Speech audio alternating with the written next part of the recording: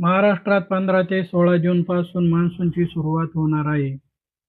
यावर्षी पाऊस पडण्यास पोषक घटक तयार झालेले नसून एकूणच पावसाच्या सरासरीच्या 75 ते 80% पाऊस पडण्याची शक्यता आहे. त्यामुळे यावर्षी सर्वांना दुष्काळाचा सामना करावा लागणार आहे. त्यादृष्टीने शेतकऱ्यांनी पिकांचे नियोजन करावे. यावर्षी पाऊस कमी आणि वाऱ्यांचे प्रमाण जास्त राहणार आहे. मागील काही दिवसात उत्तर प्रदेश, मुंबई, गुजरातमध्ये मोठ्या प्रमाणात धुळीचे वादळ तयार झाले. तसेच उत्तर प्रदेशात वादळ तयार होऊन मोठ्या प्रमाणात मनुष्यहानी व आर्थिक हानी झालेली आहे. ज्या भागात पेरणीयोग्य पाऊस होईल त्या भागात शेतकऱ्यांनी पेरणी करावी.